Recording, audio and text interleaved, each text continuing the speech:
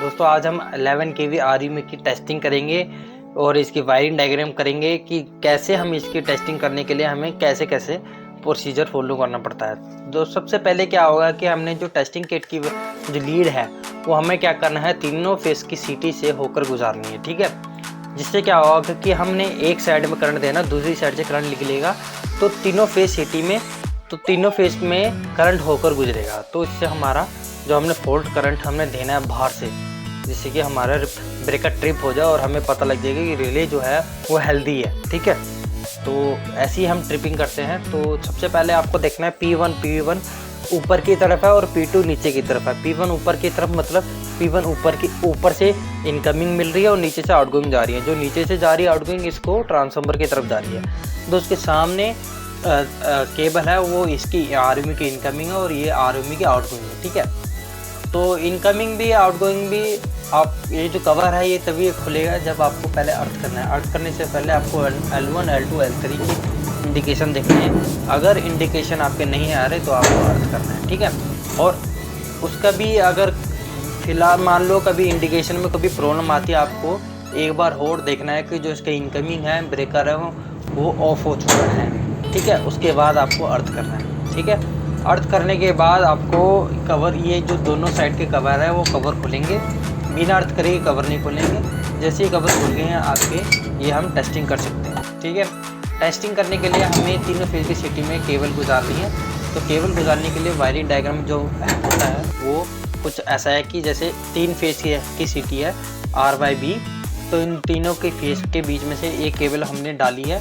एक जो testing kit है उसमें कॉमन पॉइंट होता है, एक 100 एम्पियर का पॉइंट होता है। 100 एम्पियर के पॉइंट में क्या करा हमने, करंट कॉमन पॉइंट से निकलेगा और 100 पॉइंट के पॉइंट में होकर एक सीरीज की तरफ बन जाएगा, ठीक है। हमने क्या करा है, तीनों फेज की सिटी में एक अलग से करंट दे रखा है, जिससे हमें सिटी में करंट देना है और रिले ट्रिप कर देगी। रिले ट्रिप जैसे ही करेगी आपको उसके बाद इसका रीसेट करना है, जिससे दोबारा अगला ऑपरेशन हम ले सके, ठीक है। तो इसमें कुछ जैसे ओवरलोड हो गया, आपका अर्थ फॉल्ट हो गया, और ओवरलोड के ऊपर इंस्टेंटेनियस हो गया, कुछ ऐसे रिले में फॉल्ट्स होते हैं जिससे हम अलग से क्रिएट कर सकते हैं बाहर से एम्पेयर देकर, ठीक है। तो जो S1 S2 की वायर है वो जाएगी सारी प्रोटेक्शन रिले में, यानी कि C&S की रिले लगी हुई है उसमें जाएगी, ठीक है। तो हमने सारे वायरिंग डायग्राम कुछ ऐसे ही करना है।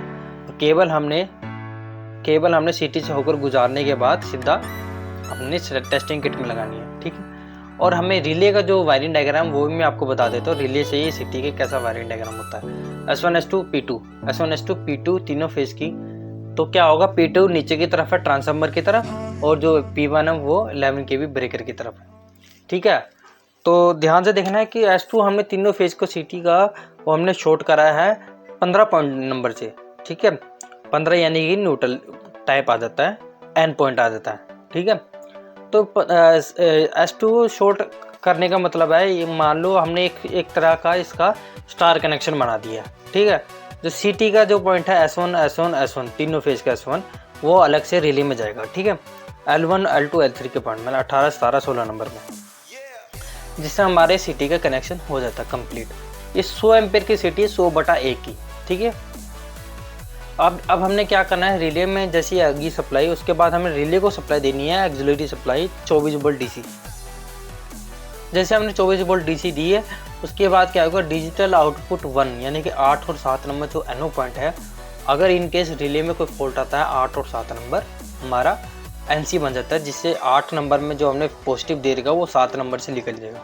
उस 7 नंबर से हमारे पास आगे रिले लगी हुई है, ठीक है, यानी ट्रिप कॉइल लगी हुई है, जिससे हमारा RMA ट्रिप हो जाएगा, ठीक है। एक 11 और 12 नंबर भी है, low energy trip series trip है बोलते हैं उसे। मान लो कोई सेल्फ रिले अगर इनके रेगुलर सप्लाई काम नहीं करते हो तो 12 और 11 नंबर इस भी ट्रिप कर देगा इसको, ठीक है, क्योंकि इसमें सेल्फ पॉजिटिव आता है जो सिर्फ अलग से इसकी कोई लगी रहती है।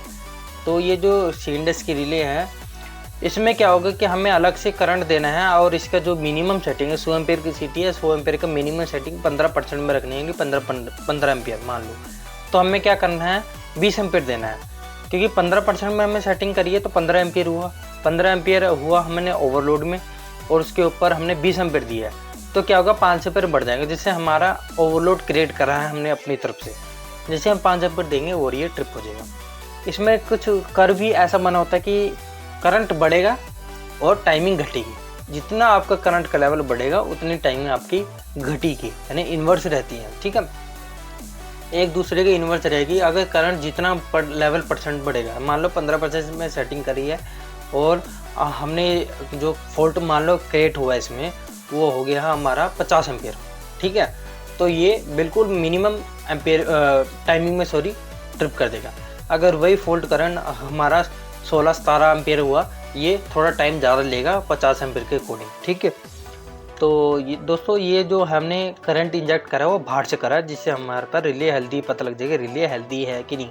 ठीक है दोस्तों, ये आपको ध्यान से देखना है।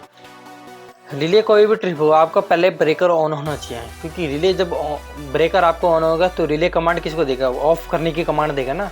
ठीक है, तो उससे पहले आपका ब्रेकर ऑन होना चाहिए। ठीक है, तो ऑन करा हमने ब्रेकर, जैसे ऑन करा है आपको स्प्रिंग चार्ज करना है और इसका ब्रेकर का ऑन पुट बटन दबा देना है। ठीक है, तो आपको सेफ्टी जो आपको बताई है वो आपको ध्यान में रखनी है। L1, L1, L2, L3 के पहले इंडिकेशन देखने तभी अर्थ करना है। अर्थ का अर्थ आप यहाँ से करना है, आइसोलेटर क्लोज यहाँ पर है, अर्थ ओपन वगैरह सब कुछ आपको इसमें दिख जाएगा। ठीक है, आइसोलेटर और ब्रेकर किधर किधर है। फिर हमने बाहर से करंट इंजेक्ट करा है और करंट इंजेक्ट करते ही आपका ब्रेकर ट्रिप हो जाएगा। उसके बाद जैसे आप देख सकते हो इसमें जो करंट इंजेक्ट आ रहा है रिले में वो मतलब 15, 16, 17 एम्पियर आएगा। ठीक है, तो आपको इस बात का ध्यान रखना है। ठीक है, 15, 18 एम्पियर, 16 एम्पियर आई सब में आ रहा है, तो आपको इस बात का ध्यान रखना है। देखो ब्रेकर आपका ट्रिप हो गया, जैसे ही आपका हमने करंट ज़्यादा दिया तो ब्रेकर आपका ट्रिप हो चुका है। Thank you for watching, please subscribe my channel. हमने आज आपको बता रखा है कि ब्रेकर कैसे हमने बाहर से एक्सटर्नल सप्लाई देकर ट्रिप कराना है। ठीक है दोस्तों, इसमें SF6 भी आपको ज़रूर ध्यान रखनी है। जो SF6 का मोनोमीटर तो उसमें क्या है कि अगर आपकी जो पॉइंटर आपका ग्रीन की तरफ होना चाहिए। अगर रेड की तरफ है तो आपको कभी भी आर्मी के ऑपरेशन नहीं करने। ठीक है, क्योंकि उसका मतलब ये है कि आपके जो इसमें चैम्बर है, गैस चैम्बर है, उसमें गैस कम हो चुकी है, तो आपको मेंटेन करनी है गैस, उसको अलग से बाहर से डलवानी है, तब जाकर आपको आर्मी के ऑपरेशन कर सकते हो। और इसकी जो गैस निकली है उसके लीकेज का भी पता करवाना पड़ेगा कि चैम्बर में कहाँ से लीकेज है। तो ये बात का आपको ध्यान रखना है आर्मी में। ठीक है, ये जो कवर है दोनों साइड के कवर भी आपके ऐसे नहीं खुलेंगे, आपको पहले अर्थ करना है तभी कवर खुलेंगे। तो आपको सेफ्टी रखनी है कि पीछे का इनकमिंग का ब्रेकर ऑफ हो चुका है, उसके बाद आपको L1, L2 का इंडिकेशन देखना है और उसके बाद आप अर्थ कर सकते हो। तो thank you for watching, please subscribe my channel. अगर आपको इस वीडियो में कोई भी डाउट लग रहा है तो आप कमेंट करके पूछ सकते हो।